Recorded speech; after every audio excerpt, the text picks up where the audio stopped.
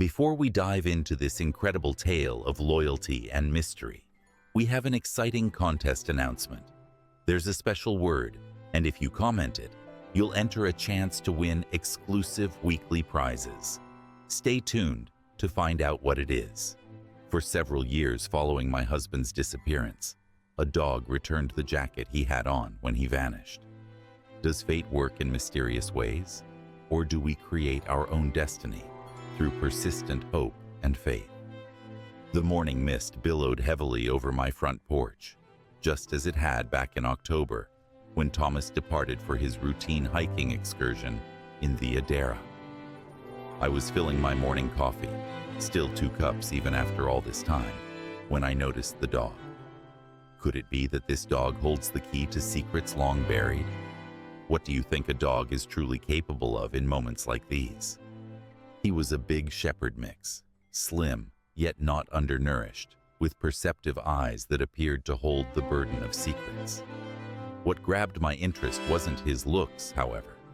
It was what dangled from his mouth. A worn blue GORE-TEX jacket, tattered at the seams yet distinctive. I let go of my coffee mug, scarcely noticing the noise of ceramic breaking on the wooden floor. That jacket was Thomas's favorite. He had it on the day he vanished. Could it be that this dog holds the key to secrets long buried? What do you think a dog is truly capable of in moments like these? My hands shook as I opened the screen door. The dog remained still. He stayed there, motionless, his aware gaze locked onto me. Behind him, the thick forest that had engulfed my husband 4 years prior appeared to pause.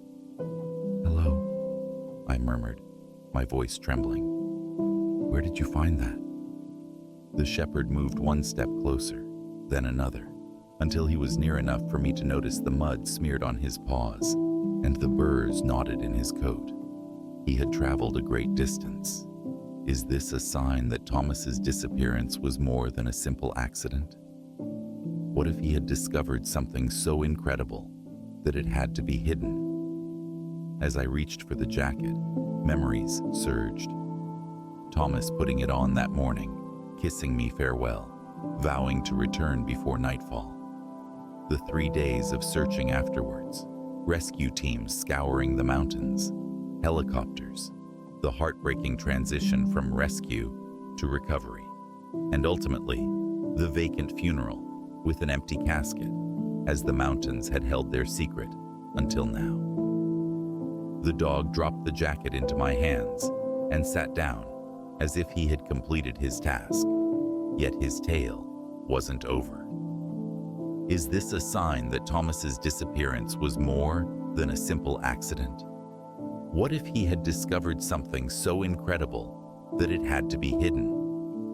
I lowered myself onto the porch steps, holding the recognizable material. A tiny scrap of paper flapped out from one of the pockets. My hands shook as I opened the paper. It was Thomas's writing, yet the ink had dulled, and water damage left sections almost unreadable. "My dearest Ellen, if you're seeing this, I'm in danger. Take the incorrect path. Cave network further than the coordinates." The remainder was too blurred to decipher, aside from the final line, "I will always love you." I held the jacket to my face, breathing in deeply. Underneath the stale aroma of soil and decomposition, there lingered a hint of Thomas's cologne, the sandalwood fragrance I had gifted him for our most recent anniversary. The dog whimpered gently, pressing his nose against my hand. "Where have you been?" I inquired, observing a frayed leather collar hidden in his dense fur. The labels were absent, yet something about him felt slightly recognizable. That's when it struck me. 4 years prior, while the search was ongoing, there were sightings of a wandering shepherd near the rescue teams.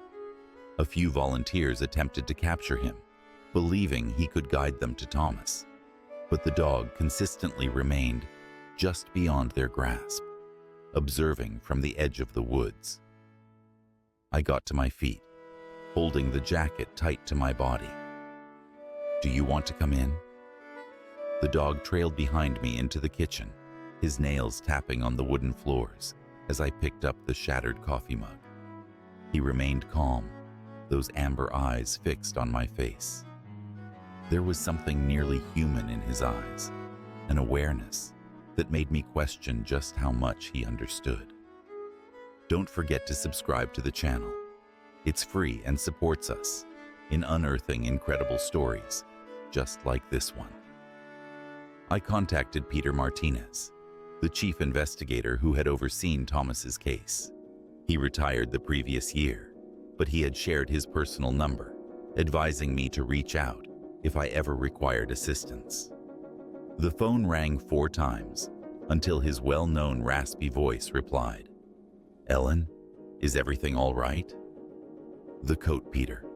Someone has discovered Thomas's jacket." There was a lengthy silence. "I'll arrive in 20 minutes.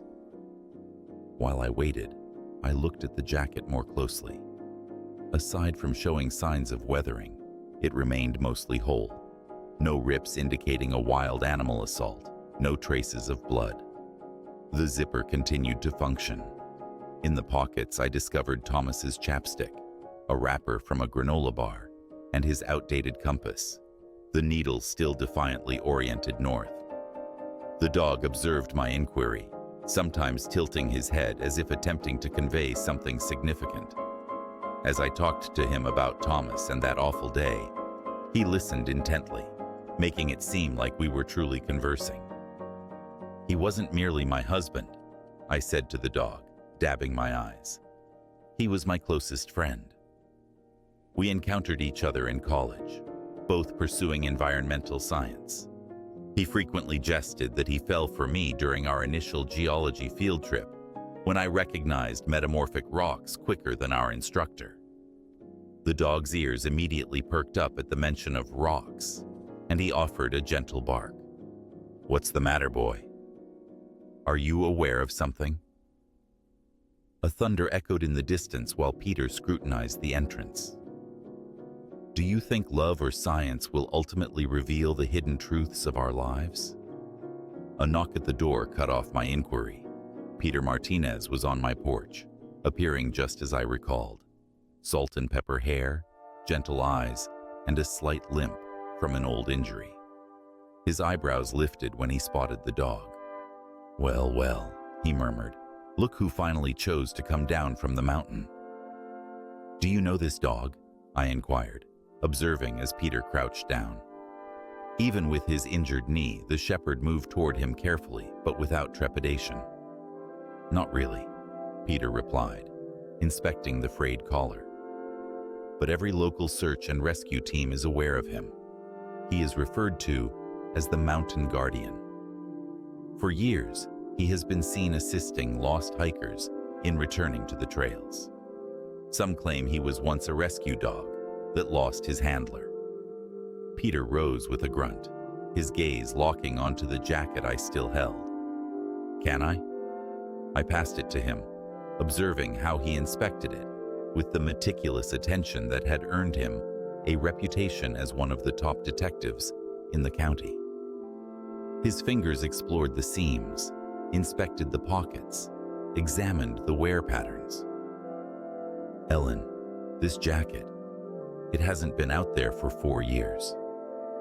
My heart raced. "What do you mean?" "Observe the degradation pattern.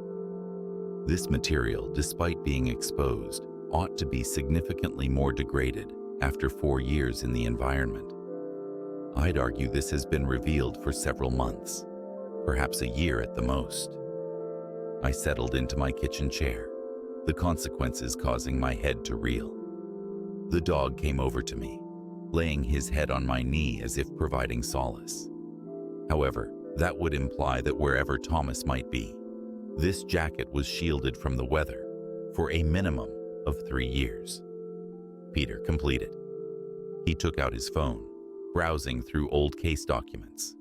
"You talked about a note and coordinates." I gave him the water-damaged document.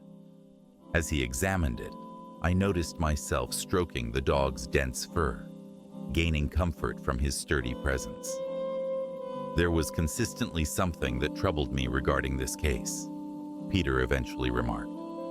The area we searched, we concentrated on the primary paths, since that's where Thomas indicated he was headed.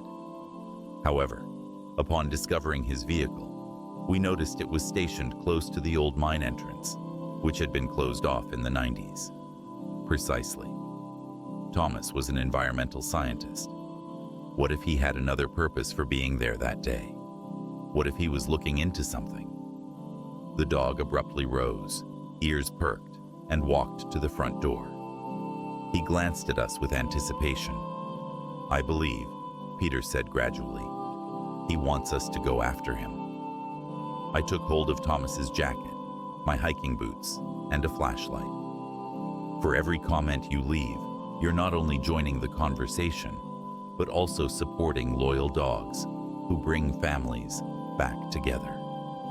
A portion of me yearned to dash out the door, to finally reveal the truth that had tormented me for 4 years. Yet another part was scared of what we might discover. Ellen, Peter grasped my arm.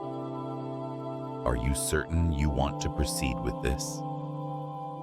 Occasionally, the reality isn't what we desire. I glanced at the shepherd standing calmly by the door, then at the coat in my grasp. Thomas is out there somewhere, Peter. He sent me a message, and this dog, he's attempting to communicate with us. I need to find out, Peter replied, taking out his phone to request assistance. While he coordinated with the existing search and rescue team, I filled a small backpack with water, first aid items, and Thomas's former GPS device. The dog observed me as I got ready, its keen eyes tracking my every action. Once I was prepared, he emitted a gentle woof and moved down the porch steps toward the edge of the trees. Right before we stepped into the forest, I glanced back at our house, the place Thomas and I had lived, the porch where we'd enjoyed countless nights, watching the sun set behind the mountains. 4 years filled with queries, sorrow, and uncertainty. I'm on my way, Thomas, I murmured. Stay strong. The dog guided us into the forest, his tail raised high, like a signal. Dark clouds collected over the mountains behind us, as though nature were pausing in anticipation. The dog advanced deliberately, tracking what appeared to be an unseen path through the thick woods. Peter stayed close behind me, sometimes tracking our path with his GPS. The morning mist had dissipated, yet ominous clouds gathered above, indicating rain. He's leading us towards Devil's Backbone, Peter noted, mentioning the jagged ridge that nearby hikers typically steered clear of. The ancient mining tunnels extend deep beneath this entire region. I held on to Thomas's jacket tighter. The previous occasion I had walked these paths was while searching, when optimism still flickered vividly, and each broken branch might have been a clue. Now, 4 years later, the forest appeared changed, less intimidating, more as though it was at last prepared to unveil its mysteries. The shepherd halted abruptly, nostrils flaring. He diverted from the main path, guiding us through a thicket of mountain laurel to a meadow I had not encountered before. There, partly obscured by foliage, was a rocky surface with a shadowy entrance at its bottom. This isn't included in any of our maps, Peter remarked, scowling. He took out his phone, yet there was no reception. The outdated mining documents indicated all the openings were closed. The dog barked once, loud and distinct, the noise reverberating against the stones. He jogged to the entrance and glanced back at us with anticipation. Hold on, I said, a thought sparking in my head. I retrieved Thomas's old compass, the one that was in his jacket pocket. The needle whirled erratically, much like it does near considerable mineral deposits.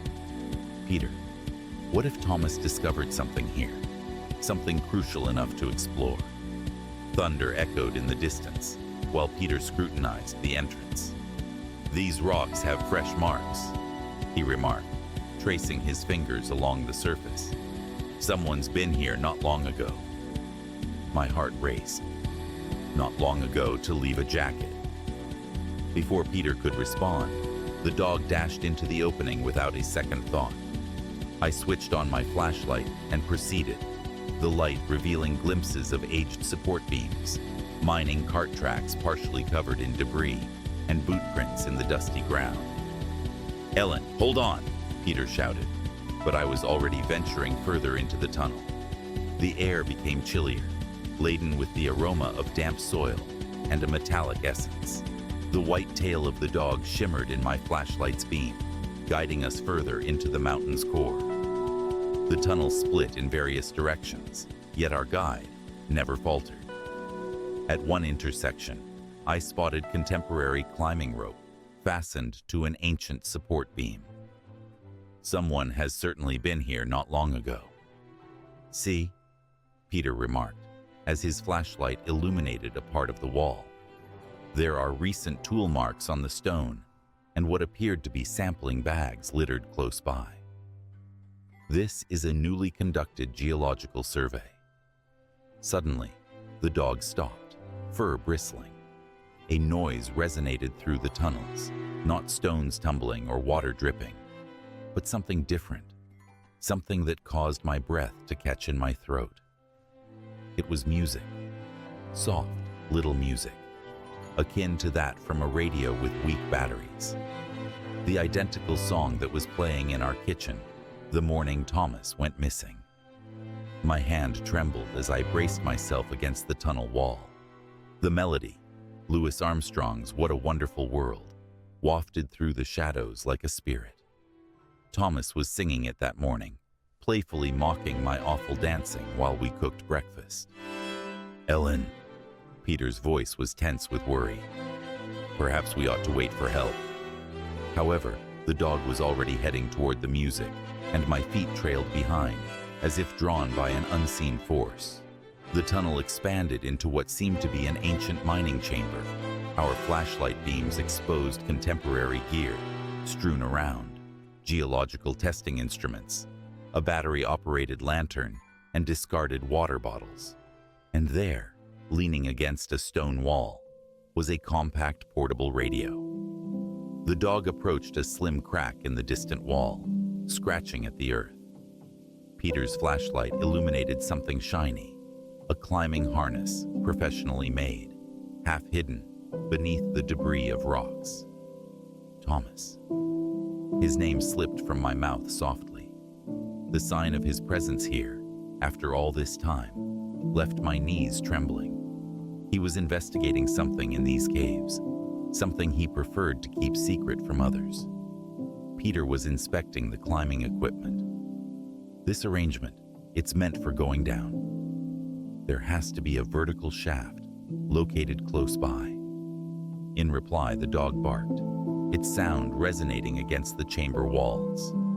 He stood near a shadowy entrance we hadn't seen previously, partly concealed by ancient mining tools.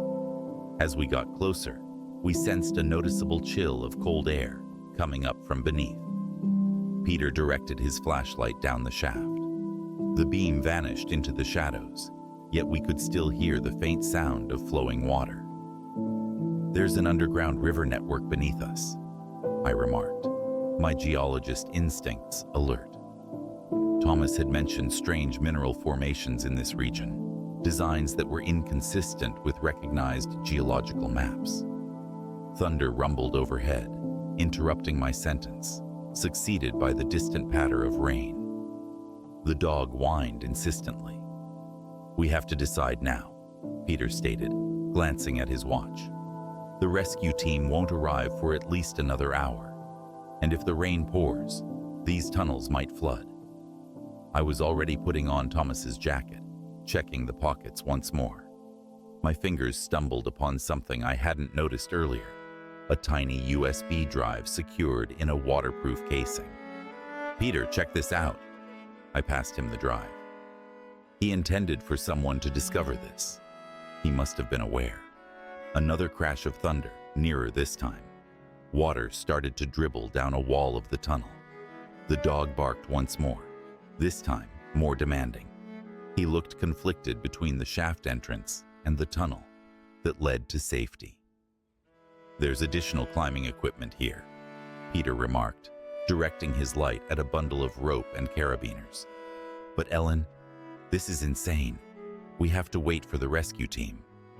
I was already inspecting the climbing harness we had discovered. It was Thomas's size, but there was another, smaller one nearby, my size. He knew I would search for him, I murmured gently. He was aware that I would eventually come to understand it. The dog leaned against my leg, gazing up at me with its understanding eyes. At that instant, I reached my conclusion. "Peter, return the USB drive and the radio to the surface. Deliver it to the authorities. If anything occurs, there will at least be proof of what Thomas discovered." "No, I can't allow that," he responded. "I'm not seeking your approval."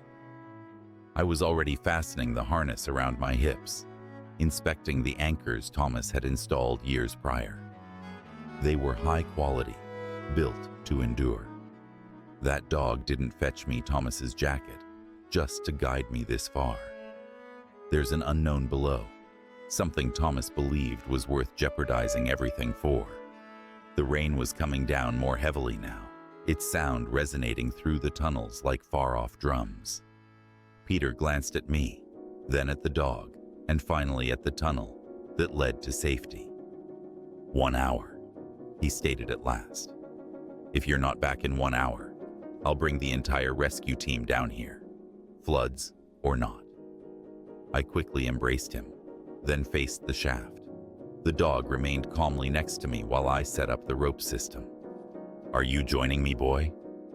His tail waved once, and he edged nearer to the brink as I got ready to go down into the shadows. Thomas's voice resonated in my mind. "Often, the greatest revelations aren't what you uncover, but what uncovers you." I inhaled deeply and started my descent into the mountain. The decline felt interminable. The light from my headlamp faded into the emptiness beneath as the noise of flowing water increased. Somehow, the dog found a way to navigate alongside me, utilizing thin ledges I hadn't even seen. His eyes shone unsettlingly in the bouncing light. 30 feet below, the shaft led into a different chamber. This one was obviously not constructed by humans. Vast crystalline structures glimmered in the light of my headlamp, unlike anything I had encountered during my years as a geologist. The dog's paws clicked on the mineral floor as he guided me further into the cave. "Oh my God, Thomas," I murmured. "You discovered it." The structures were not only stunning, they were unimaginable. The mineral composition indicated highly pressurized conditions that should not occur at this depth. If what I was witnessing was genuine, it would change geology textbooks. That's when I spotted the camp, nestled in a natural recess. A tiny tent circled by scientific gear, solar-powered batteries linked to deep cave illumination systems. A temporary desk supported notebooks filled with Thomas's recognizable handwriting. Everything was coated in a delicate layer of crystal dust, yet remained intact due to the cave's consistent temperature. My hands shook as I flipped open the latest notebook. Day 147. The crystal structures still resist understanding. The energy measurements are extremely high. If my computations are accurate, the mineral makeup could transform energy storage. However, another person is aware. I've listened to them in the higher tunnels during the night. I need to safeguard the location. I need to send a message to Ellen. The dog whined unexpectedly, catching my attention toward a different route, branching from the main room. While I trailed behind him, the sound of the rushing water became more intense. The entry led to a subterranean river, its dark waters rushing by with alarming velocity. At that moment, my headlamp illuminated something that sent chills through me. Another tent, more recent than Thomas's, across the riverbank, along with fresh boot tracks in the clear sand. "Interesting," a voice called out from behind. "I was curious when you'd catch on." I turned gradually. A man was positioned in the corridor we had just traversed, directing a flashlight towards my face. From the darkness, 2 additional figures stepped forward. "Dr. Ellen Morrison," the man remarked. "Your husband's research notes indicated you'd be sharp enough to discover this location, though I confess we didn't anticipate the dog would prove so useful." The shepherd growled softly, standing guard between me and the newcomers. "Who are you?" I inquired, although I harbored a growing unease. "Let's just say we represent some interests that would like to keep this finding confidential." Your husband was quite unhelpful regarding that. My heart raced. Where can I find him? The man's grin did not reach his eyes. "Why not join us? I think it's the right moment for a family gathering." The dog's growl intensified, reverberating through the cave walls. I reached out for the wall behind me, my thoughts racing. The final entry in Thomas's notebook abruptly became alarmingly clear. He hadn't misplaced himself. He had been concealing for years. I stated, my tone more composed than I sensed, "You've held him here for 4 years." The leader's chuckle was icy. "Not quite." Dr. Morrison initially demonstrated significant resilience. He declined to share his research, demanded appropriate procedures, and warned he would reveal all. Then we found out what his vulnerability was. He pointed at me. "You." The dog moved closer, bristles up. The 2 men following their leader fidgeted anxiously. "Boss," one whispered. "That's the cave dog, the one we've always failed to catch. The one that consistently guided hikers to the upper entrance," the other remarked. "Perhaps we ought to be quiet," the leader retorted. "Dr. Morrison's wife is our key to persuading him to finally cooperate. That dog is merely a stray." However, I was observing the shepherd more closely now. The way he moved, the keen focus in his gaze. And suddenly I recalled something Thomas had shared with me long ago. Dogs are family. They never abandon those they care for. Before anyone could respond, I dug into Thomas's jacket pocket and retrieved his vintage emergency whistle. The loud explosion reverberated in the cave like a firearm discharge. Multiple events occurred simultaneously. The dog sprang toward the leader, a whirlwind of fur and anger. From deeper within the cave network, responding whistles reverberated, and a recognizable voice, more aged, harsher, but unmistakable, called out my name. "Ellen, down!" I crouched as a surge of light illuminated the cavern. Rescue and search squads arrived from various routes, headed by Peter Martinez, and what appeared to be federal officers. "FBI, on the floor! Keep your hands visible." The 3 men were swiftly overpowered. While they were being handcuffed, I noticed motion coming from one of the deeper tunnels. A figure appeared, relying significantly on a makeshift walking stick. His beard had turned gray, yet his eyes looked just as I recalled. Thomas.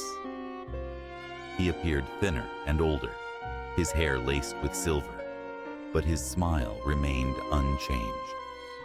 The dog, our dog, leaped back and forth between us, tail wagging excitedly. "I'm really sorry, Ellen," Thomas said as I rushed to him. "They threatened to harm you if I spoke out. I needed to shield you, safeguard the finding. Yet I was certain you would work it out in due time. And Max is here." He rubbed the shepherd's ears. He always persisted in seeking assistance. My research associate prior to all this, when they caught me down here.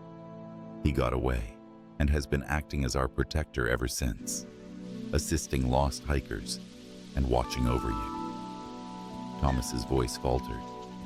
He delivered my jacket to you when he realized it was safe at last. Didn't you, boy? Max barked, leaning against us while Thomas embraced me tightly. Peter came over, appearing happy even with his concerns.